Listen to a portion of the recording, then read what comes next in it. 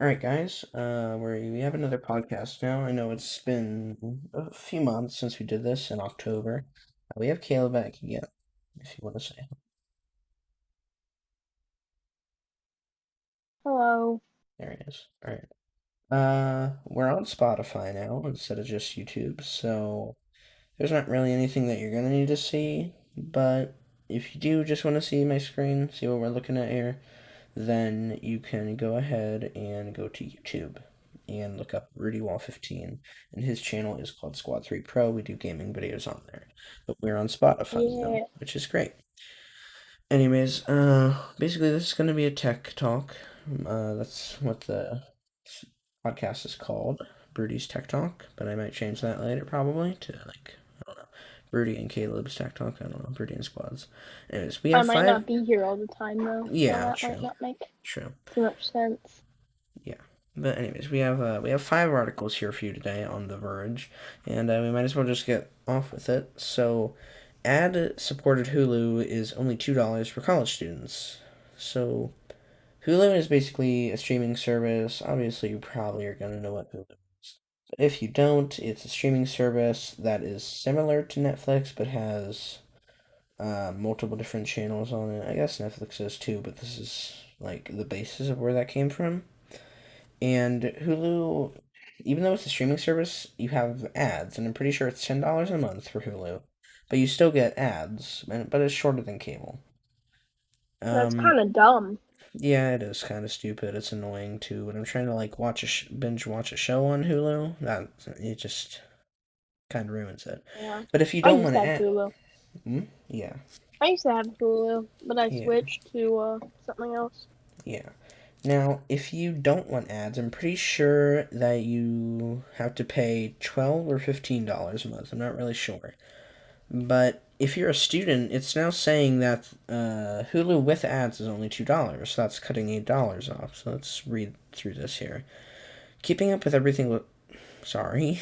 Keeping up with every single streaming service is an expensive affair, but Hulu is offering US college students, a special discounted plan at $2 a month. Typically, Hulu's ad-supported plans cost, okay, I'm sorry, it's $6 a month, so there's going to be saving around $4.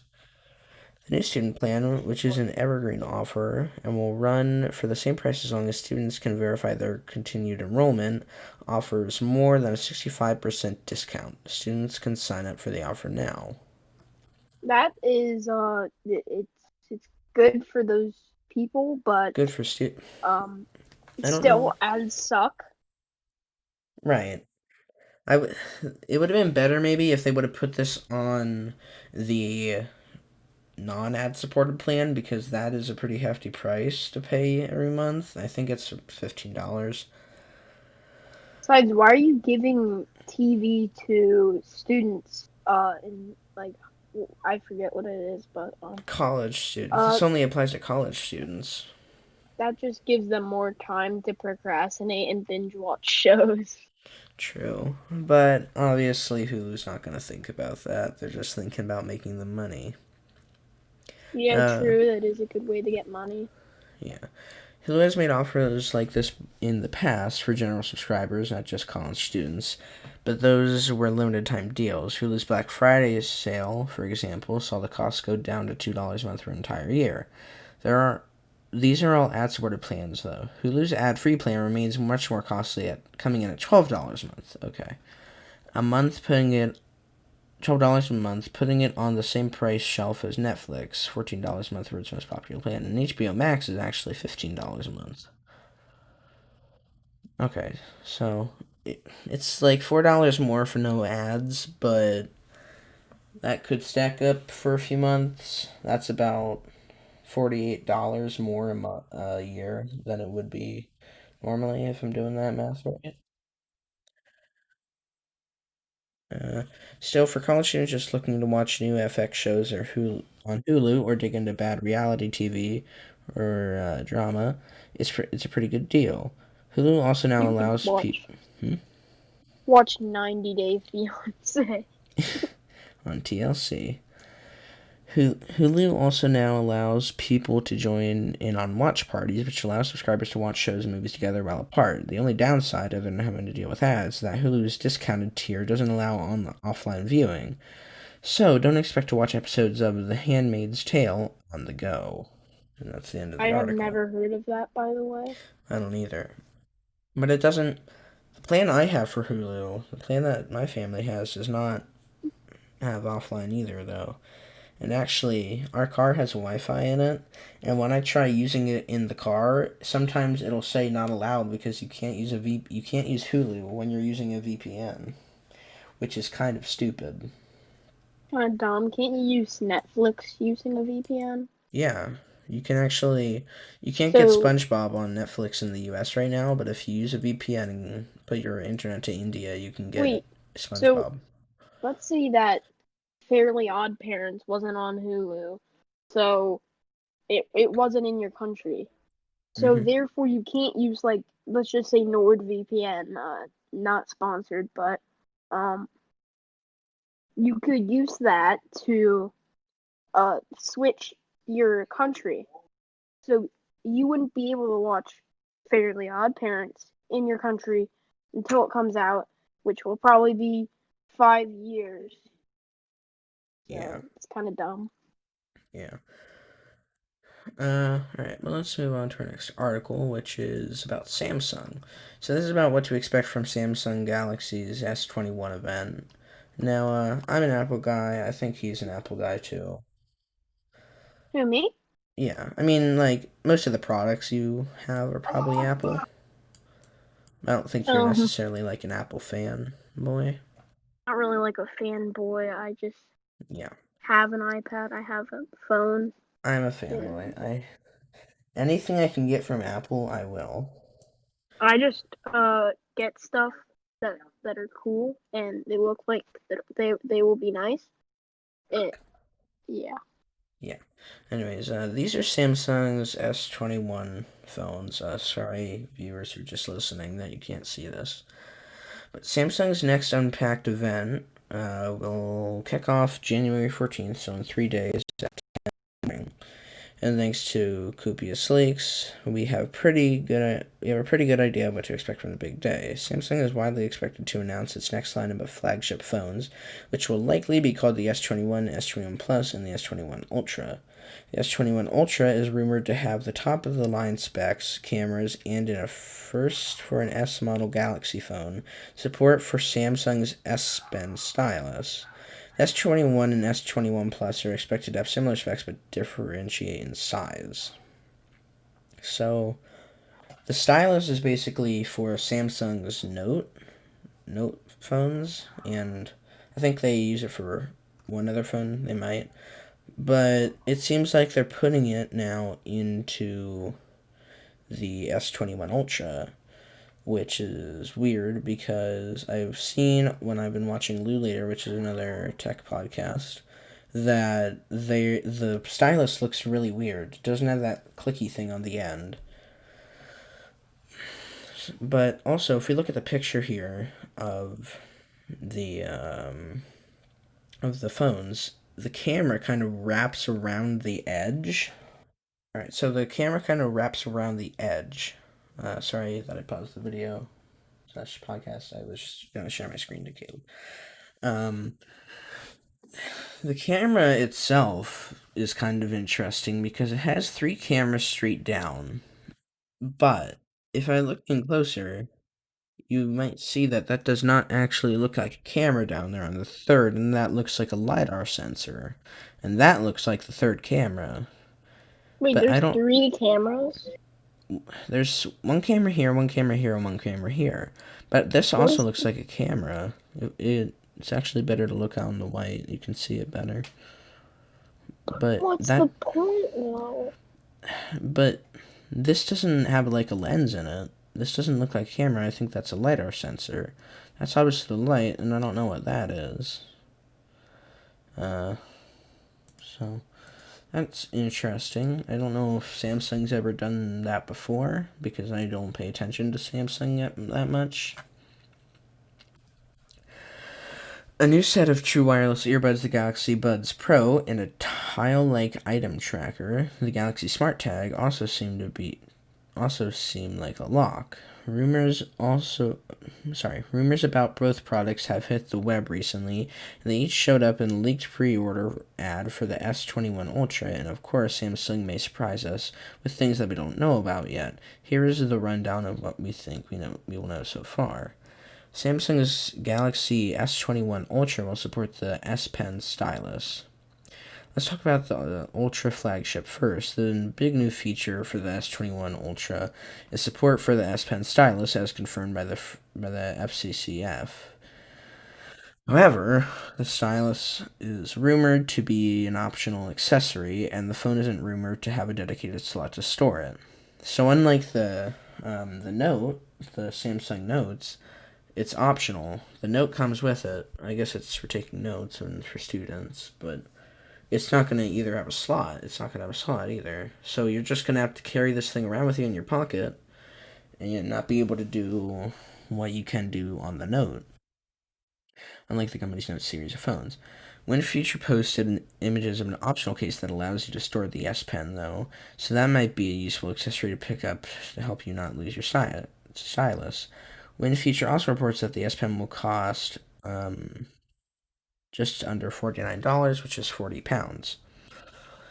As for the cameras, the Ultra will apparently have four back cameras. Okay, so that's not a LiDAR sensor. That is an actual camera. They have four cameras back there. Everybody making fun of Apple last 2 years ago now, I guess, since we're in 2021, about having three cameras on the 11 Pros, and Samsung just comes out here with four cameras. Samsung, I have 4 cameras. Apple, wait, you have 4 cameras? I only have 2. DS, wait, you guys have 2 cameras? I only have 1. Nintendo Switch, wait, you guys have cameras? So, okay, so the cameras are 3x and 10x telephoto cameras, including in the future. Both of these telephoto cameras are also expected to have optical image stabilization and a 10 megapixel resolution. The phone may also have Samsung's 100x space zoom feature that first debuted in the Galaxy S20. The other two back cameras are rumored to be 108 megapixel wide angle camera and a 12 megapixel ultra wide camera, and the selfie camera may be 40 megapixels. The phone could also have laser assisted autofocus, something that was included with last year's Galaxy Note 20 Ultra. They like using the word ultra a lot, don't they? Okay. You can get a closer look at the rumored camera setup for the Ultra in this leaked marketing image from Evan Blass. So that's a laser autofocus up there. What I didn't know what that was. This is a flash LED, so light. And then this is a telephoto camera, the really small camera. And this is another telephoto camera, the bottom camera. I think this is a normal camera here. And this is an ultra wide camera.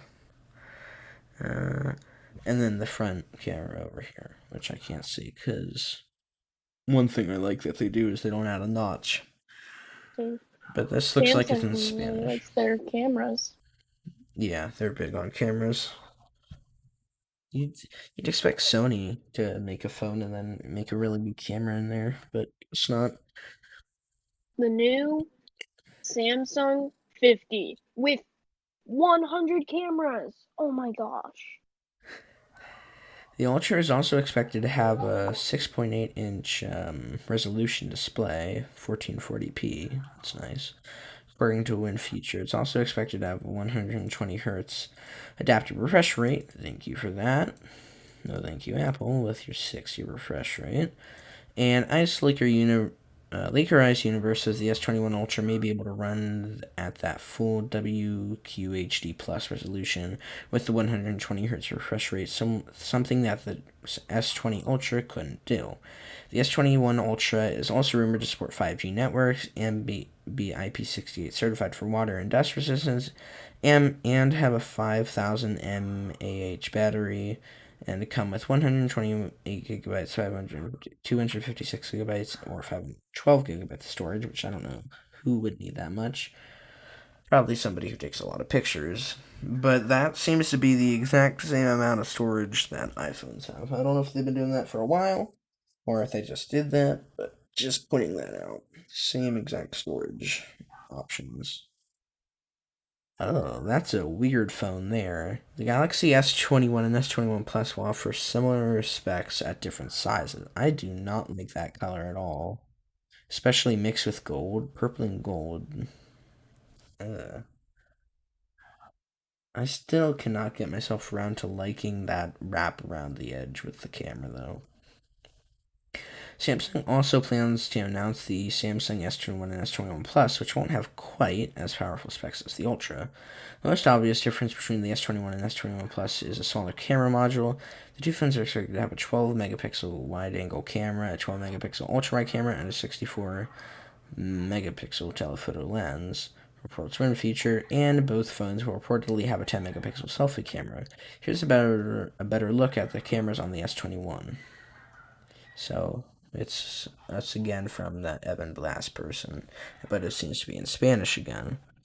So what I already recognize and see is that they're adding three cameras to the flagship phones and four cameras to the Pros, whereas Apple is adding three to the Pros and two to the flagship.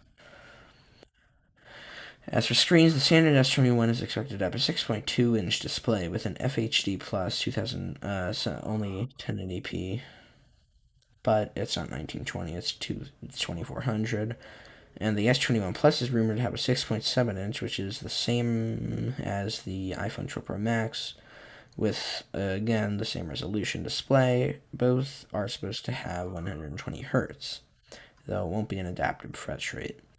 Like the Ultra, both the S21 and S21 Plus are expected to support 5G networks and be IP68 certified. They're also expected to be offered with either 128 or 256 gigabytes of storage, and depending on which model you buy, they'll have different battery sizes. The smaller S21 is rumored to have a 4000 mAh battery, while the S21 is expected, or the S21 Plus is expected to have a 4800 battery. Each one is also rumored to have many different back cover material. The S21 could have a plastic back, while the S21 Plus may have a glass back, according to In the Future. I don't think that's a good idea, putting a plastic back on one and a glass back on the other when they're basically just the same phone with different sizes. But, everybody's not as good as Apple. The S21 lineup may not include a power charger in the box, just like Apple. Buy Anchor, I guess, or just use your old ones, even though it won't be too fast. Samsung's newest phones may take a cue from Apple by not including a charger in the box, according to WinFeatures reports about the S21, S21 Plus, and S21 Ultra.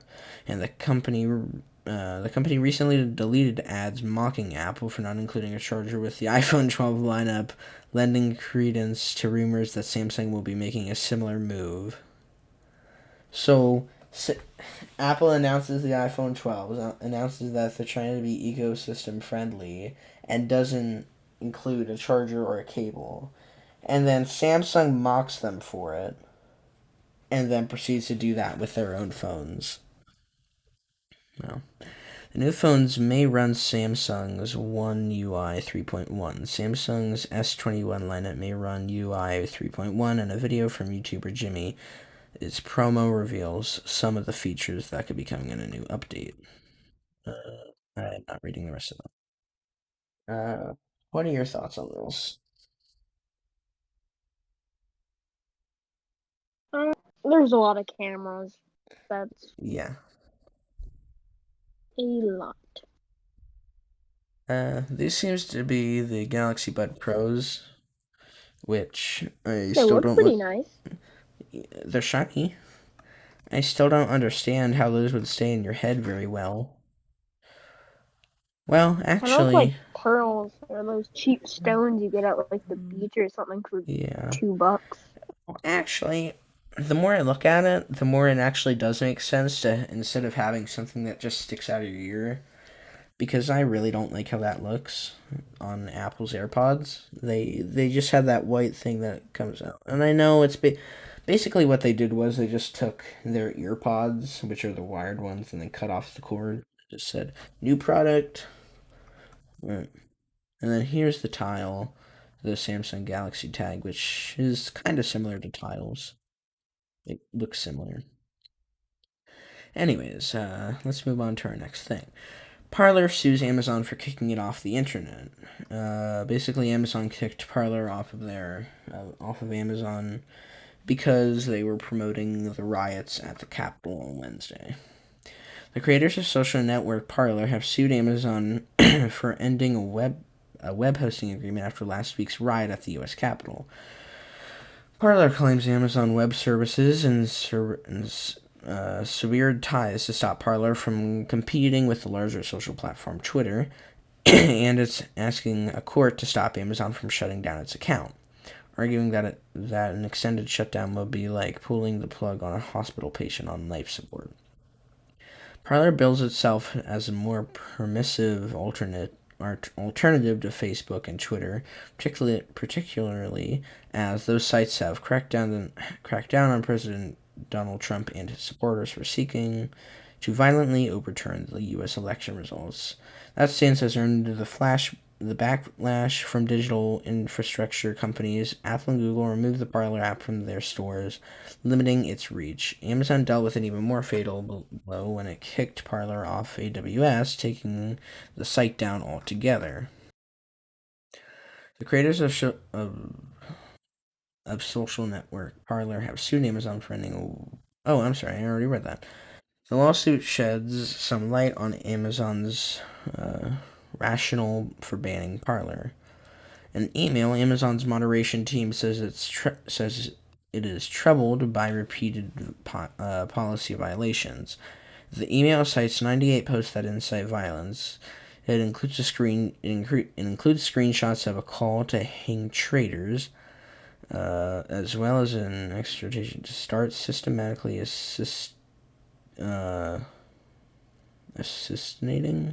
assassinating liberal leaders, supporters of Black Lives Matter movement, and others in January, with a note that I already have a newsworthy event planned. Amazon said publicly that it cannot provide services to a customer that is unable to effectively identify and remove content that encourages or incites violence against others.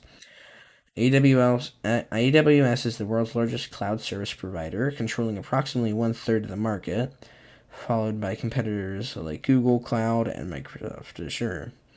Parler argues that getting kicked off AWS was a death knell for the site since it's been unable to find another host, and it claims Amazon made the call to protect Twitter since the two companies signed a multi-year deal for the web service last year. It also says it was banned because of political uh, enemies. Groups like the American Civil Liberties Union have questioned the power of infrastructure providers to suppress speech online. It's understandable that no company would want to be associated with the repellent speech that is now rampant. ACLU attorney Ben Wisner told New York Times reporter Davey Alba, nonetheless, there will be times when large majorities of people want to repel speech that is genuinely important. So I think we should encourage, in broad sense, companies like Amazon to embrace neutrality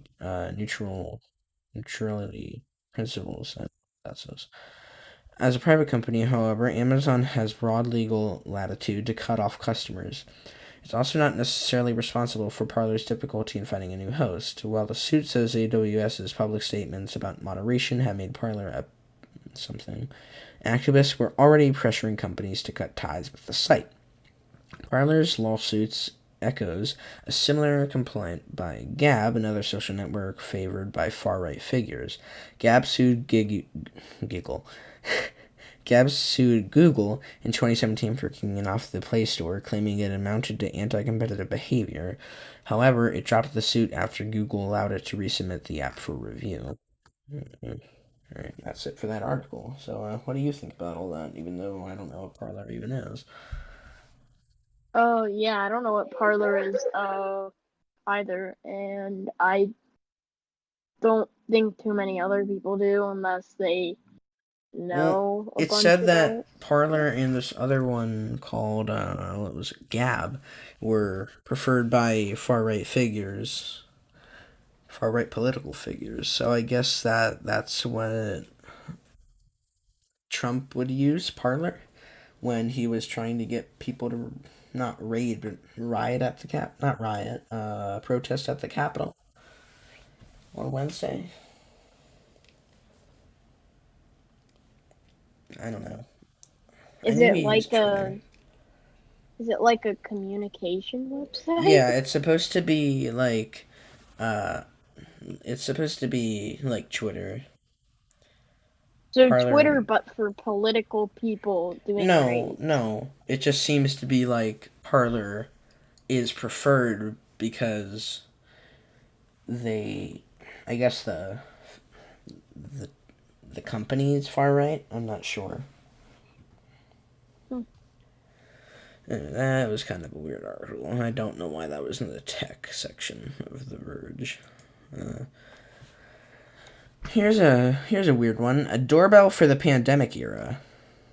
Um, a touchless video doorbell. Alarm.com has announced a new device for anyone worried about visitors catching COVID-19 from, of all things, their doorbell. Rather than using a button, the touchless video doorbell is designed to chime when its camera detects visitors standing on your doormat. Alarm.com claims that it is the first commercially available video doorbell that rings without requiring any contact, and that its aim is to reduce public health risks and make home visits and deliveries safer to all. Now, what I see a problem as here is that what if there's just a car going by and then it just rings your doorbell? And you have a dog that's a puppy or something, and then they just go. That's my impression of a dog. Like, I don't know if this will work well because we have a ring doorbell at my house, and it does like a motion noise, but it doesn't actually ring the doorbell.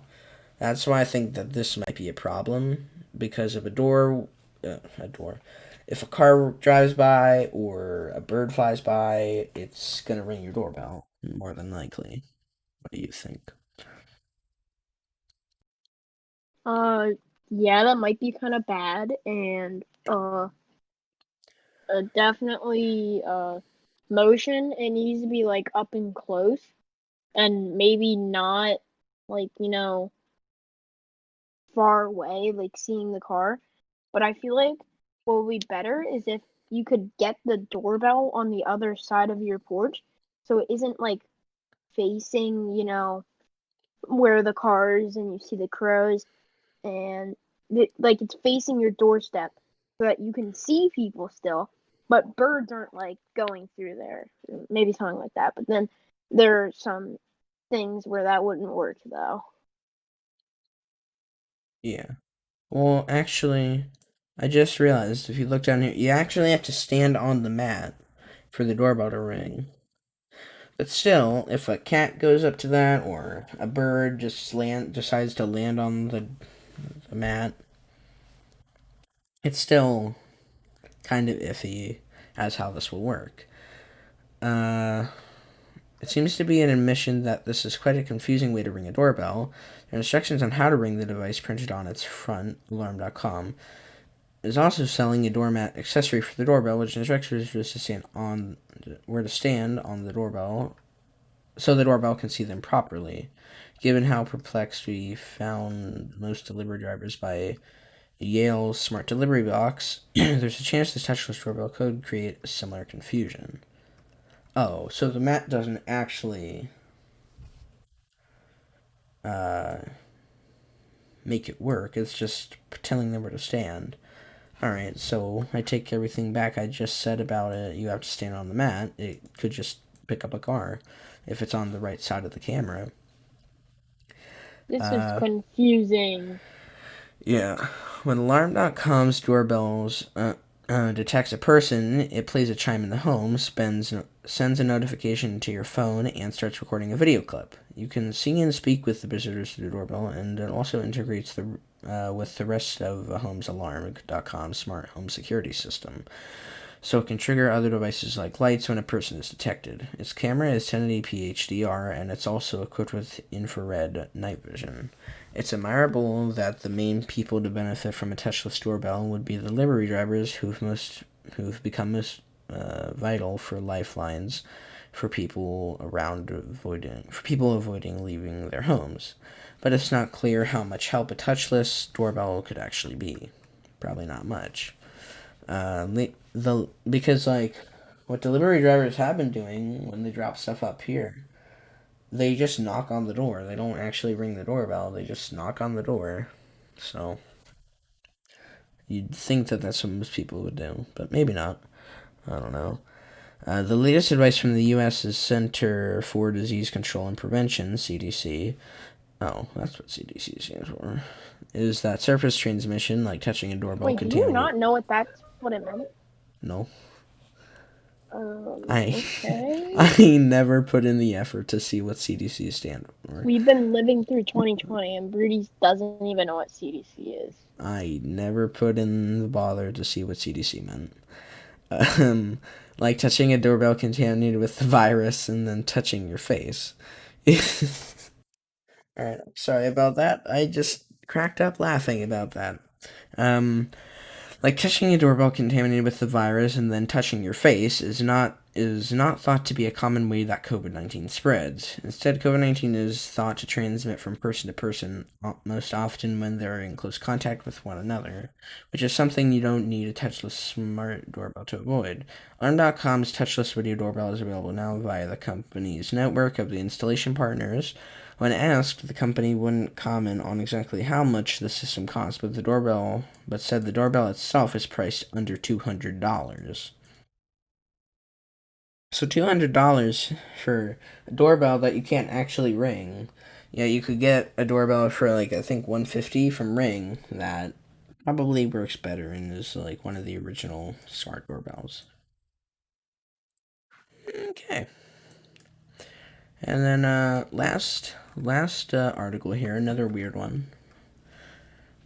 Chamberlain built a $3,000 automatic garage door for your dog. So you've probably all heard of dog doors, right? The dogs can just walk in and out. This one like automatically slides open like a futuristic door would, and the dog just can walk on through.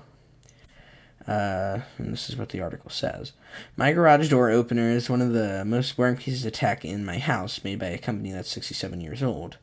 The one I bought last year looks almost identical to the ones they released a decade ago, but for the past 16 months, a small band of developers at Chamberlain has been quietly working on a gadget like nothing else on the market. They've built a fully automated, internet-connected pet door for your dog, one that gives them freedom to go outside whenever they want, or lets you remotely activate it yourself. Your pet can approach the door to ask for your permission while you monitor its cameras from an app.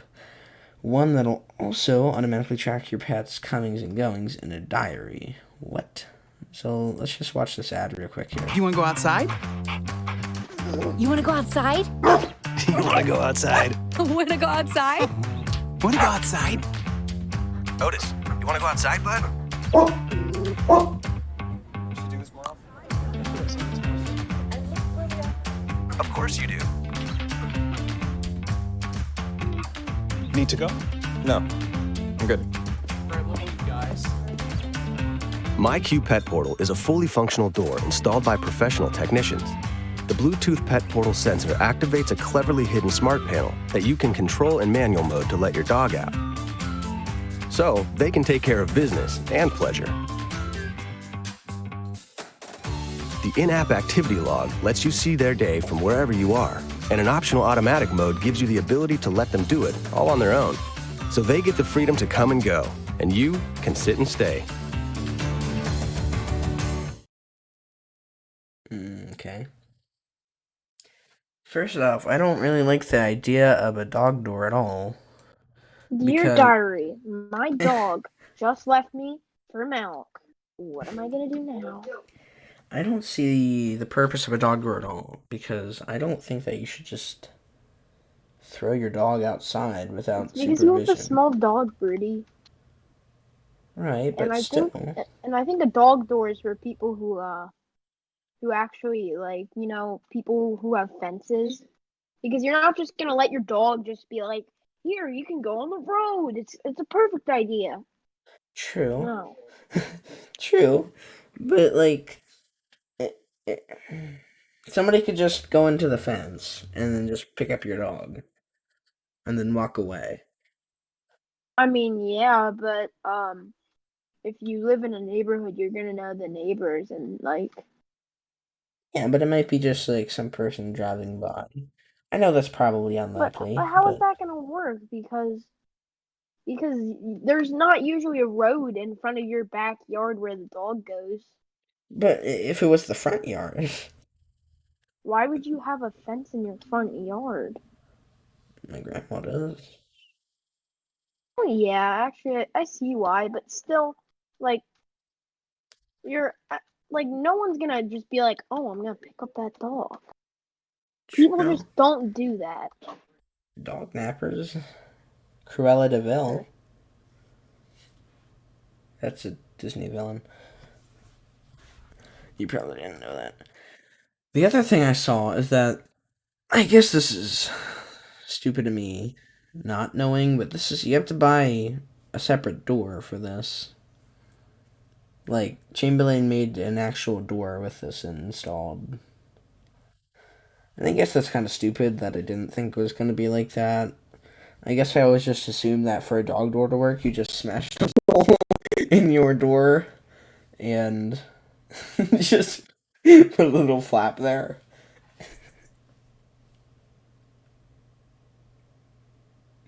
Um, anyways, it's called the MyQ Pet Portal, and it's packed. Let's actually see what this looks like if it's on Chamberlain. Yep, it is.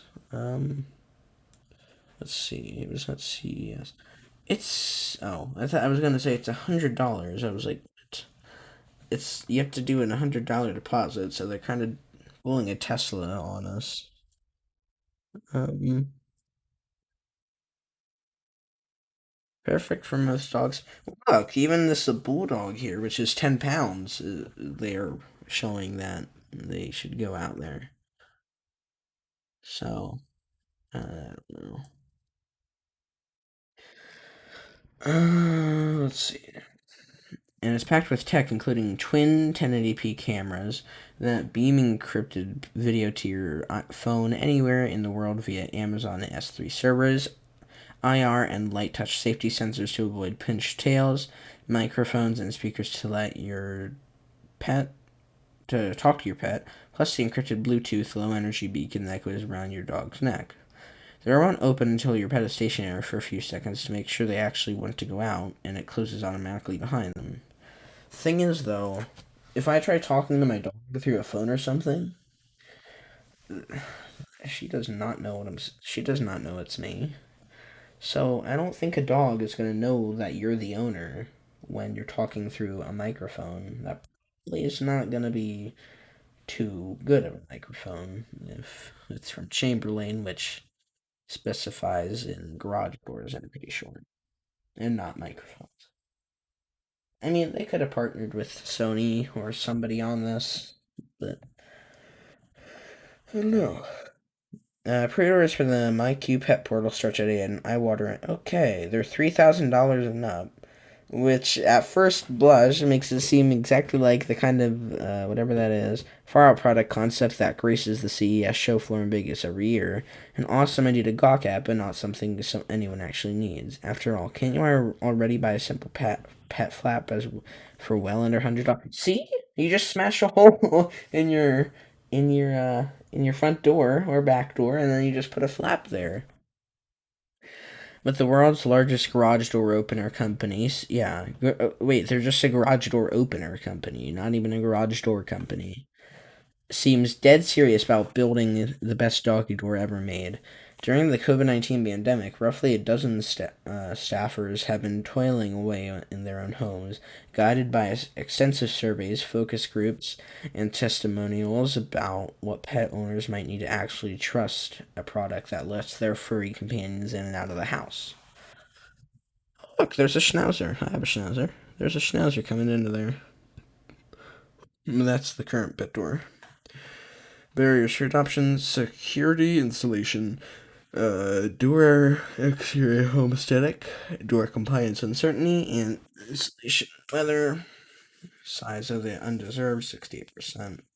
Don't know what any of those are actually for.